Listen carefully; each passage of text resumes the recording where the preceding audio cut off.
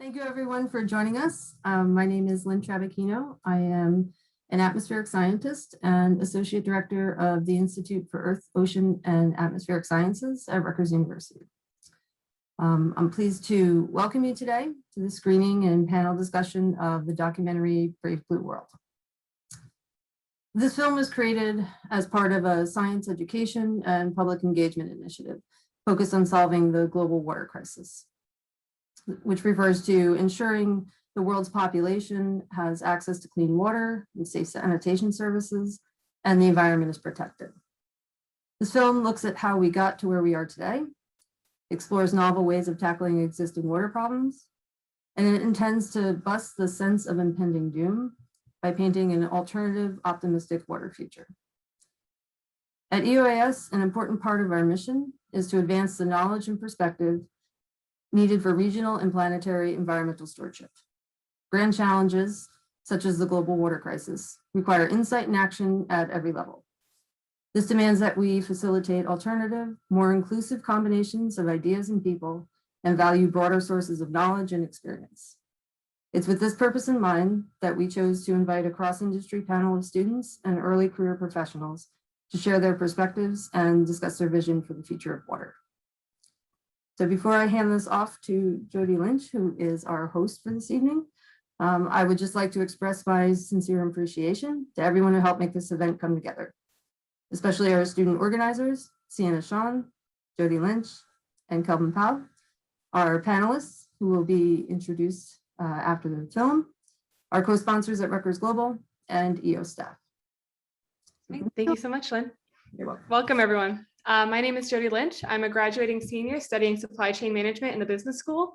I'm also dual enrolled for my Master's of Public Health with a focus on epidemiology and the president of the Global Health Institute Student Council. I'll be your host tonight. So bear with me a while I explain the agenda for the evening. So in just a minute, I'll be pasting a link to the chat. Once you go ahead and paste that link into your browser, it will lead you to the film. We will remain connected through Zoom, but you can go ahead and minimize the Zoom window while you watch the movie. The panel discussion will begin immediately after this film at 7:20. During the movie and panel discussion, audience members may engage in conversation or post questions for the panel in the Zoom chat. We'll see everyone back here at 7:20. I'll paste that link right now.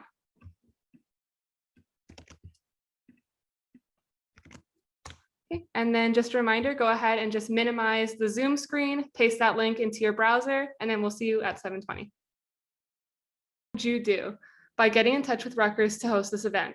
She is proof that one person with enough knowledge can make a difference and inspire a movement.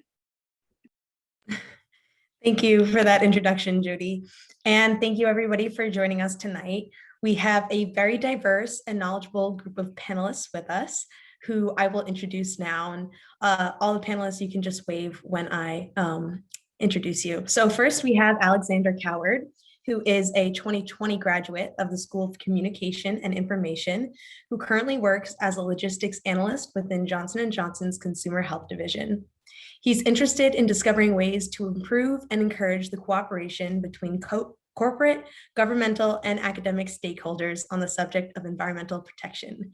Thank you so much, Alex, for joining us tonight. Hey, Sienna. Yes. We still have about 10 minutes left in the video. There was only about 40 minutes. I believe mine ended. Okay, I'm so sorry if you guys aren't able to watch the whole film. You can definitely go back and view the rest of it on your own time. There's only going to be probably 5 or so minutes left. So I'm sorry if anyone wasn't able to view the whole thing. We're gonna talk about the panel anyway, and you can totally go back afterwards. So awesome. Next on the panel introduction would be Shreya. Shreya Patil is a junior studying environmental engineering at the Rutgers School of Engineering. She's currently working as a research assistant in the water quality lab in the Civil and Environmental Engineering Department.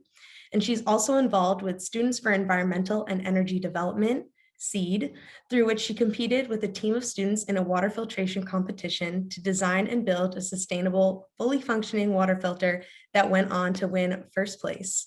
So congratulations, Shreya, and thank you for joining us tonight. Next, we have Lovedeep Kaur, who is a senior studying public health with dual enrollment in the School of Arts and Sciences and Bloustein School of Planning and Public Policy. Serving the community and others is a significant part of the work that Lovedeep does outside of school, and she's even served as a site leader for a week-long volunteering commitment for Rutgers University Alternative Breaks.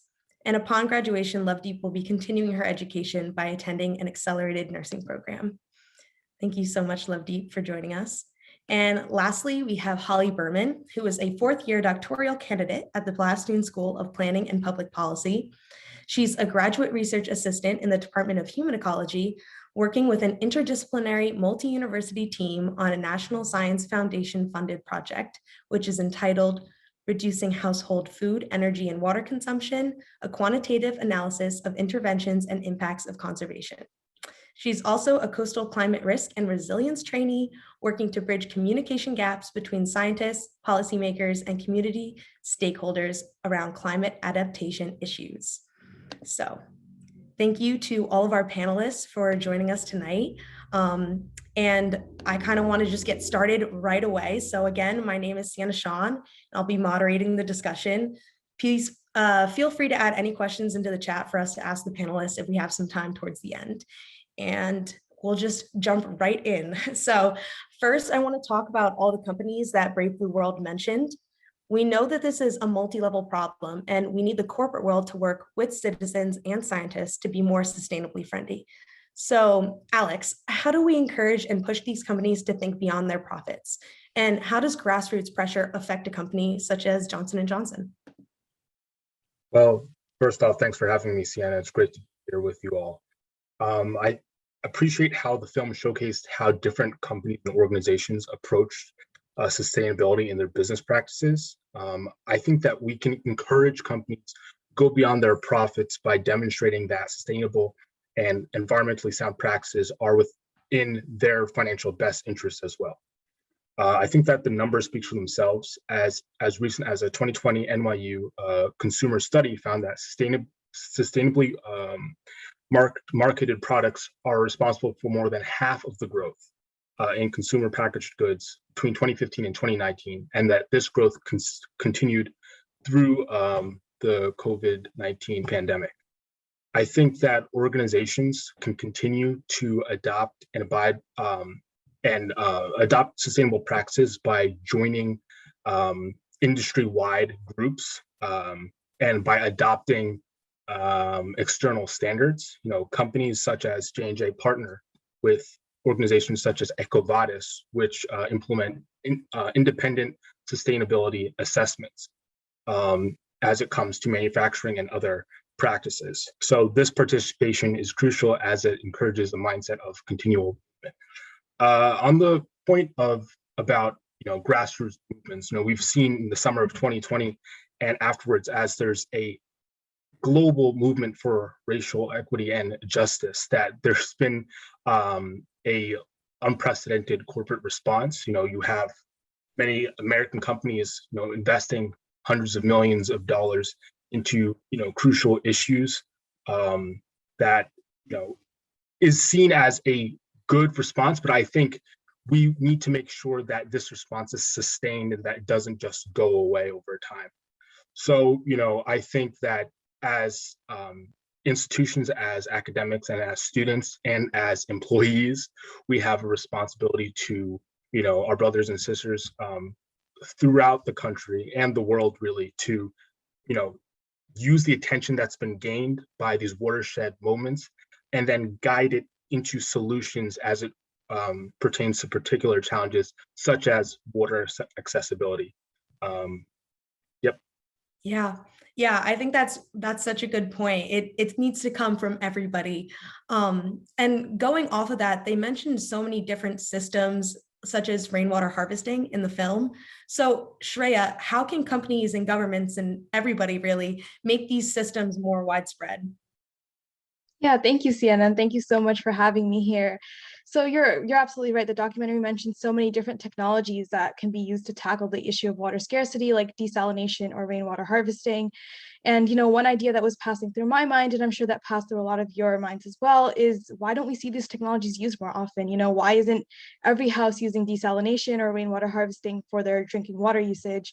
And I think that to answer this question, we definitely have to examine these technologies a little bit more closely. So for example, with desalination, the issue is that it's a really energy intensive process. It requires about 1 kilowatt or more of energy to desalinate just 1 meter cubed of water. So it's definitely really expensive to execute on a larger scale. And the other issue that comes up is that if you're not located close to a saline water source like the ocean or a sea, then you have to factor in transportation costs of hauling all of that seawater to the city or town that's going to use it for desalination. So, governments can definitely help out by providing subsidies to people who want to use desalination for drinking water purposes, and companies can definitely invest in research for these technologies to see how we can make them more affordable. Another technology that was brought up was rainwater harvesting. And the issue here is that it's largely unaddressed by states and government and local governments in terms of regulations and codes.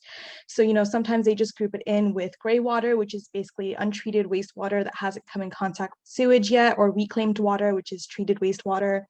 And so we definitely need to see, more national regulations, and governments could maybe partner up with environmental scientists or engineers or local consulting companies as well to figure out, what kind of regulations and policies we need to put in place to make sure that we're regulating rainwater that's being used for drinking water purposes.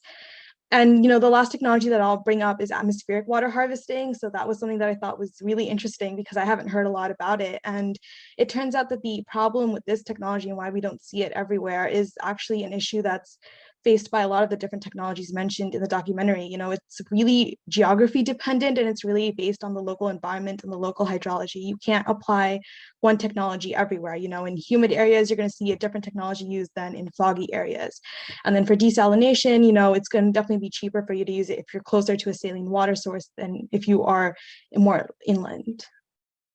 Yeah, definitely. And that's something that the film touches on a lot, is how you need to be local with these global solutions.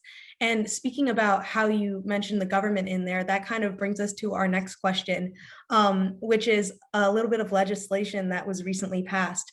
So on September 18th in 2020, Governor Murphy actually signed a historic environmental justice legislation, which requires the Department of Environmental Protection to evaluate the environmental and public health impacts of certain facilities on overburdened communities. So this actually means that New Jersey is the first state in the nation to require mandatory permit denials if an environmental justice analysis determines a new facility will have a disproportionately negative impact on overburdened communities. So, Holly, do you think that people know about this? And how can we better translate these more complicated bits of knowledge or language going into these bills to allow our communities to make more informed decisions?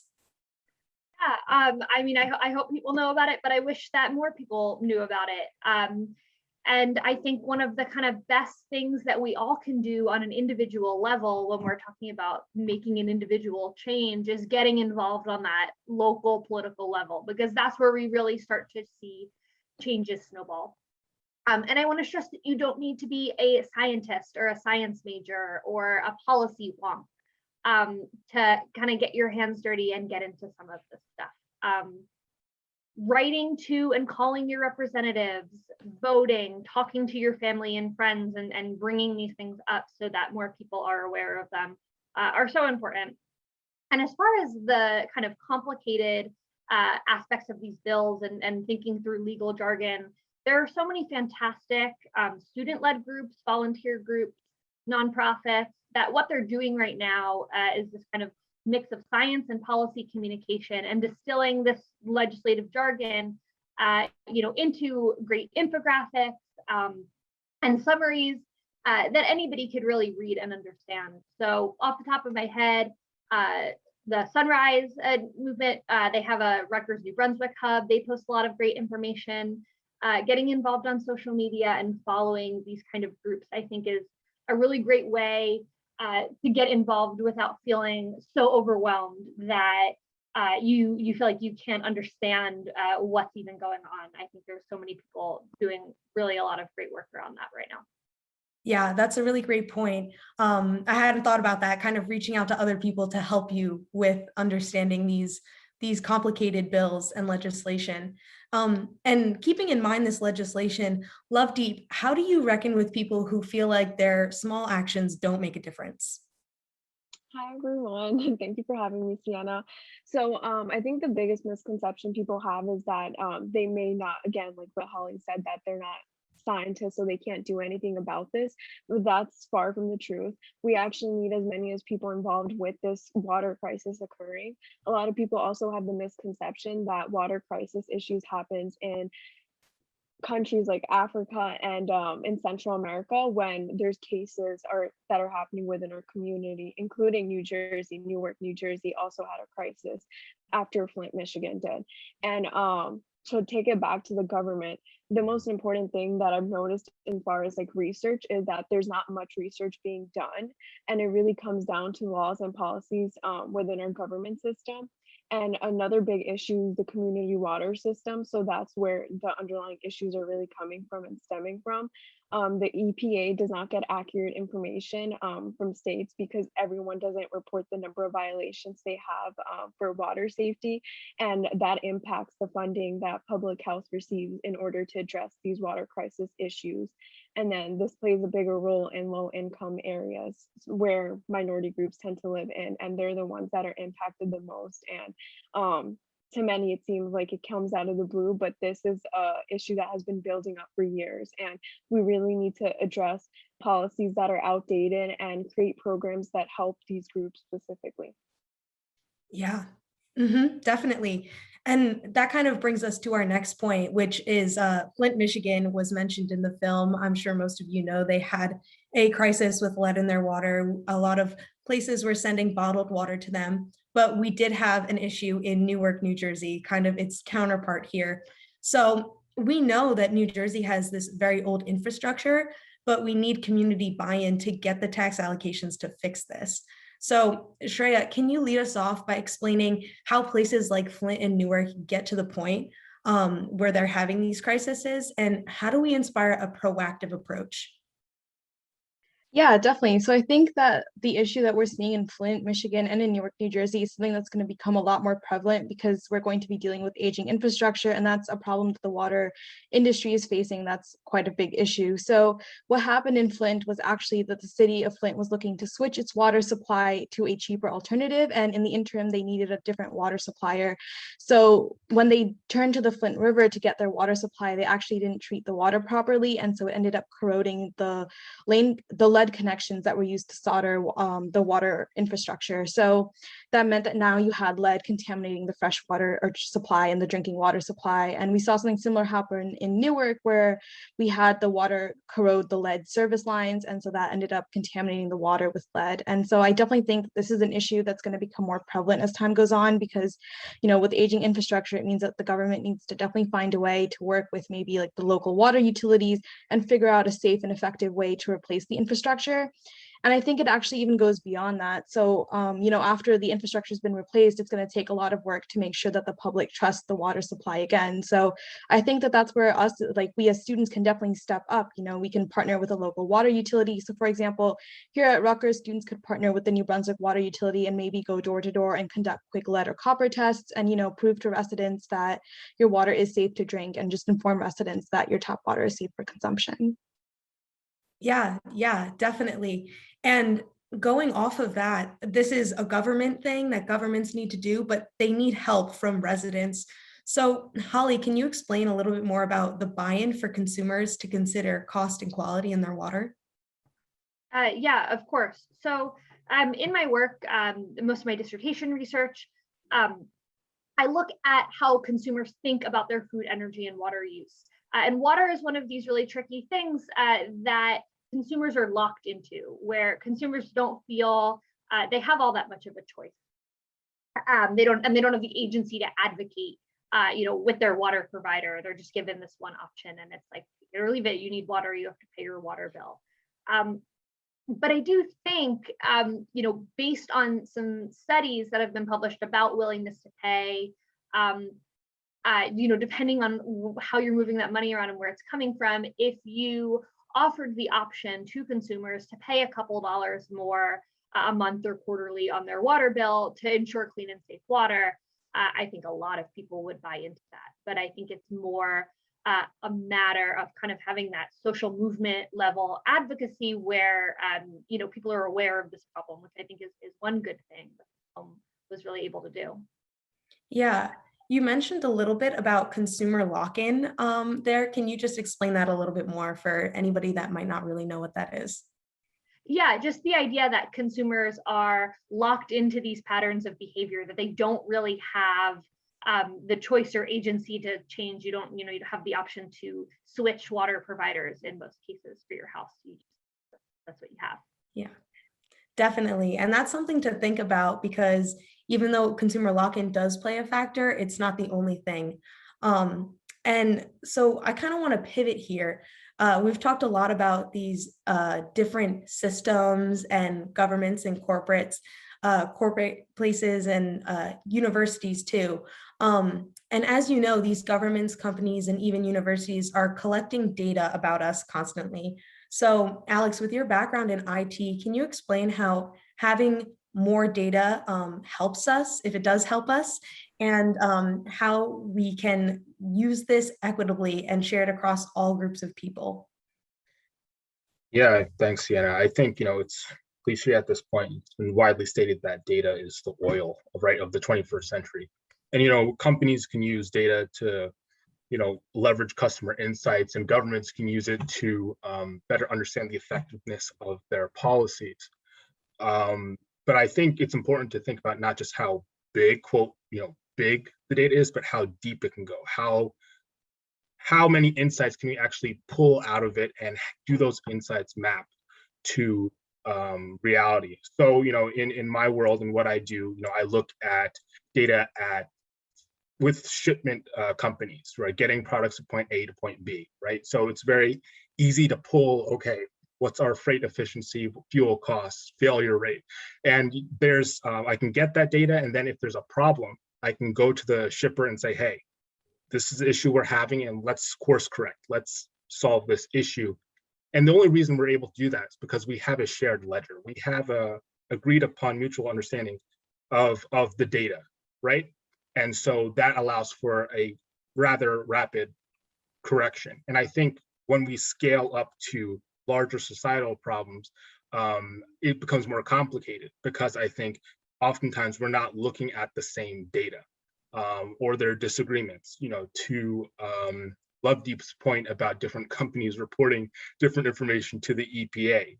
I think we need to understand what the incentives are behind each of the stakeholders as they come to the table. And I also think that companies, academic institutions, the government needs to come, at this issue with good faith and share information amongst each other. And I think, look, there are companies right now that are stepping up and saying, hey, we want to do something about a certain problem. I think we can start with those companies, start with those actors and say, hey, if you're going to offer your time, your reputation's on the line, there's a lot of public attention to this, I think that they would be more willing to be open and honest with their data. The last thing I'll say that I think we need to look beyond just data as a means and an end, but look at the insights and understand that there may be biases, there may be problems undergirding that information. Yeah, definitely. I like your point about looking at different data. We think it's the same thing we're looking at, but we're actually looking at different data. And also you mentioned a lot of biases there. So I kind of want to pivot off of that. And Lovedeep, can you explain, where does social justice play in here? So social justice is such a big issue in the water crisis, but I think it's also important to note that majority of the issues that do happen always kind of connect back to social justice and the lack of equity a lot of people have, particularly low income communities. And it happens to be minority groups, whether it be Blacks or Hispanic and Latinos. So Latinos are actually disproportionately impacted by the water crisis. And California is one of the biggest countries that also deals with the water crisis. And it's also a state with a lot of Hispanics and Latinos too. So there's just so many different factors that go into this. So it's much more complex because we have to examine structural factors. So whether that be poverty, race, geographic location, all these factors play a role. And as well as what Alex said about data. Data is fundamental because public health gets funding from accurate data. So underreporting really doesn't help low income communities, and it reduces the funding they receive in their neighborhoods, which is an issue that we have right now. And there's also the lack of filtration treatments in these areas. Wealthier counties in general get these resources before low income communities. So we really need to start focusing on giving priority to who receives these treatments so they can have safe, sanitized drinking water. Yeah, that's really important, and to look at it from all angles. So I actually have only one question left that I want all 4 panelists to answer. And then after that, we'll be able to go to chat questions, which I'm gonna field. But lastly, part of this event is that we want to create a cultural shift at Rutgers as students, as faculty, and as alumni. However, this can be really overwhelming, especially when you don't have that expertise in an area. So I kind of want to give this to all of you, but how do you deal with this overwhelm and leverage that to create momentum? And also, do you have to be an environmental science expert to make an impact? I think we know the answer to that, but how do you guys feel? And we'll start with Alex for this one. Yeah. No, I don't think you need to be an environmental scientist to make an impact, to answer your question. I think what we can do is start by recognizing the humanity in everyone, in, you know, our coworkers, our fellow students, our fellow professionals, doesn't matter where you sit. We all need water. We need H2O to survive as much as we need air.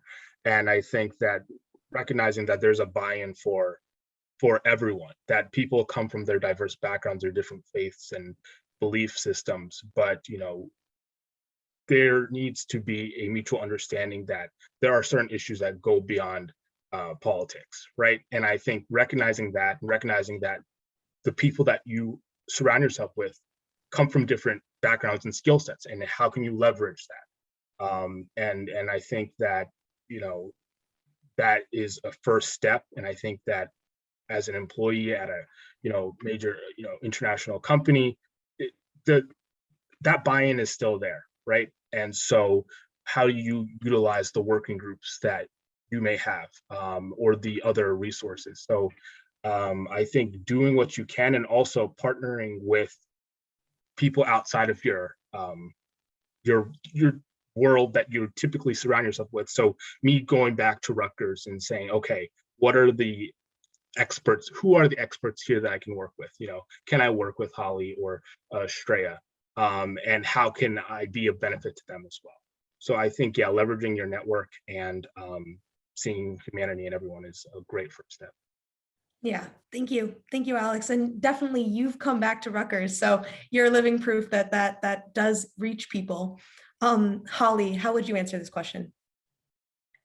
I think kind of through all of the panelists' answers and the film, we've shown that we really need this collective effort. We need all hands on deck to deal with problems that are this complex and that work at so many different scales. So when I think about the question of what you should do, and I think about this a lot in the context of climate change, I defer back to one of my favorite climate activists, Ayanna Elizabeth Johnson. She co-edited a book called All We Can Save that's really, really great and full of hope about climate change. But her response to what should you do is the intersection of 3 things. And that's, what is the work that needs doing? And in this case, we know that it's the water crisis and these other 2 aspects. What are you good at? What skills do you have? And then what brings you joy? What gets you out of bed in the morning? So if you can find the intersection of those 3 things, I think that you'll arrive at a solution that works for you and that you can make a change at that individual level. Thank you. And thank you for that quote. Definitely drop the name of the book in the chat for anybody that's interested. And now we'll move on to Lovedeep. Yeah, so I know personally speaking, when I did learn about the water crisis a couple of years ago, specifically in high school when the Flint water crisis occurred, a lot of my classmates and I got involved together. And then I wanted to do more of that on campus, but I really didn't know how to do it. So collectively, I just felt very overwhelmed. And I know some of my friends could relate to that. But after watching this documentary and just learning more about the water crisis, I've learned that again, you don't have to be a scientist in order to solve these issues. Small steps in the right direction can really leave meaningful impacts, and that's what we should do. So whether that be getting involved just to learn more, that's a step in the right direction, and that's something that I want to encourage all students to do and to get involved, because this is an issue impacting all of us, regardless of our race, our gender, anything of that sort. So get involved, take this seriously, because it's going to impact all of us in the long run. Yeah, that's a great way to deal with the overwhelm, is those small steps. And lastly, Shreya, you're an environmental engineer, so you're like the main focus of the film. Do you have to be an environmental science expert? What do you think? I would say absolutely not. Like, your STEM background is not the only thing that's going to help you tackle this problem. We need people from all different areas, and just like all the panelists before me mentioned too, everyone brings their own strengths to the table, and we really need to know how to leverage that. Something that the documentary actually mentioned that stood out to me was that it's not just the technology that's going to help us tackle the issue of water scarcity. It's really, the policymakers, the governments, and we need everyone at the table to help tackle this issue, because it's a global issue. And I think that, the idea that everyone brings their own strengths to the table is something that we can see reflected right here at Rutgers itself.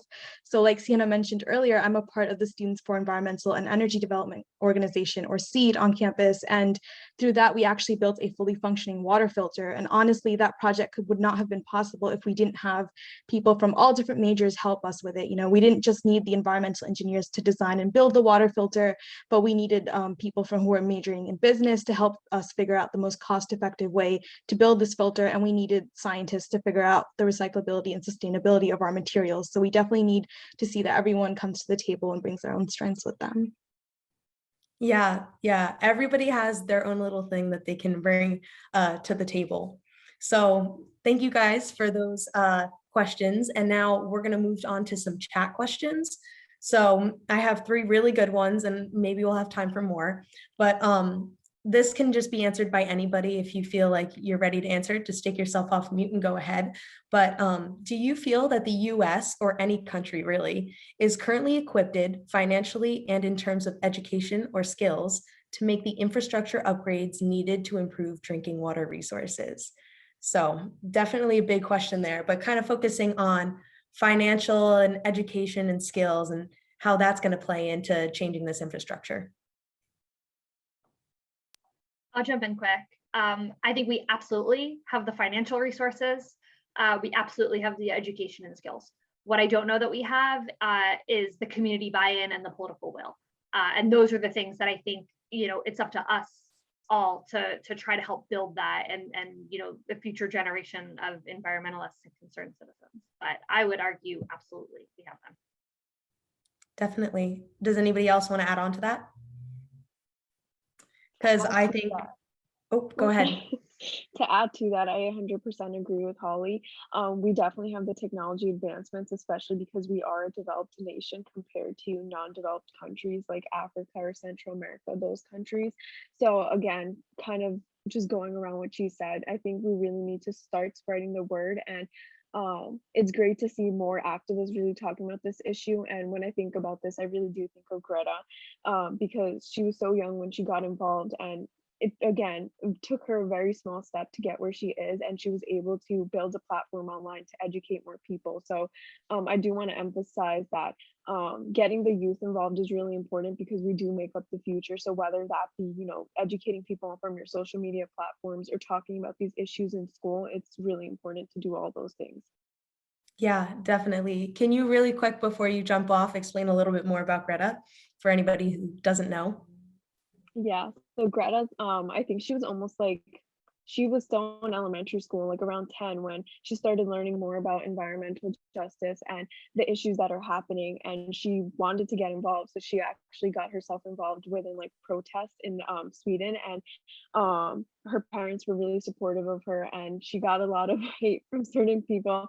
But she really used her social media platform to voice her opinions, and it created this really large movement. And I think after her, more people have really started to take environmental justice seriously and climate change as well. So she has a really big voice in this, and I hope more people, take on similar roles like her.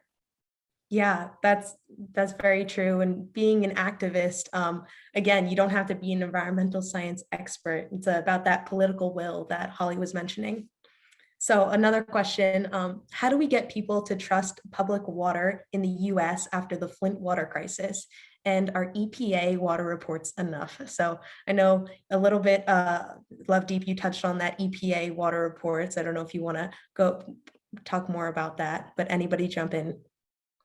Yeah, so I think that right now it's not 100% reliable because it kind of goes back to the fact that a lot of the numbers are underreported, and that goes back to the state. So what can the state actually do to start getting accurate data? So whether that be working with local health departments to go door to door to actually test the filtered water to see like what's going on is really important, because again, this goes back to getting money for funding to treat these issues. So I definitely think the EPA reports aren't 100% accurate, but I don't think any other, like any data is 100% accurate. You always have your flaws in between. So we really have to focus on what's causing the numbers to be underrepresented, and working with low-income communities, because they lack the resources and they're the ones that are impacted. So we shouldn't only be collecting data from wealthier counties, because it's not accurate representative of the overall state and our country. Yeah, definitely. Adding to what Lovedeep said, especially like going door to door and testing water quality, we need boots on the ground. I think that the only way to kind of encourage, to build community trust is to engage communities. And so having that kind of visible element that the water is safe and that the water is tested, I think is tremendously important. Mm-hmm. Yeah, if I could just quickly add to that, and I think this will dovetail with the first question. I think that there are different sets of challenges at each different level. At a macro level, you can have a societal push for, action on climate change, for example, and you can have massive amounts of spending by governments to address these issues. But how does that narrow down to specific changes in communities? And you have all these legislative complications that get in the way.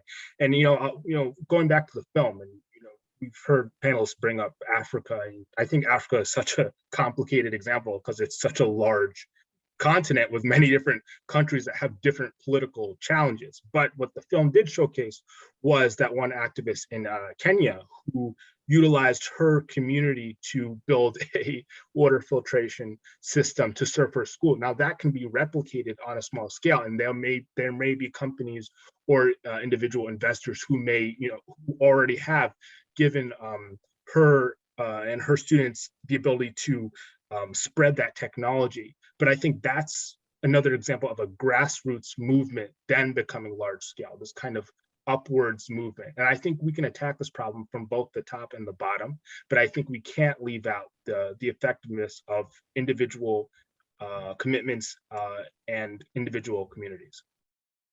Yes, definitely. That individual action is really important, and that's what we're trying to get across. I think that's all the time that we have for the panel discussion, because we do end at 8, but thank you to all the panelists for coming out. And I want to leave you all with a quote from my scuba diving instructor, Debbie Miller. She said, "Little drops of water are what make up the ocean." So with that, I will hand off to Jody Lynch to wrap things up. Yeah, thank you all. That was a really, really interesting and engaging discussion. We hope this inspires you to think of what small actions you'd like to take. You never know how that might ripple out and who you might inspire. Rutgers Global actually put in the chat that they are doing a showing of I Am Greta next Wednesday. The link for that is still in the chat. Thank you again to all our wonderful sponsors and participants, especially our panelists, and have a great night, everyone.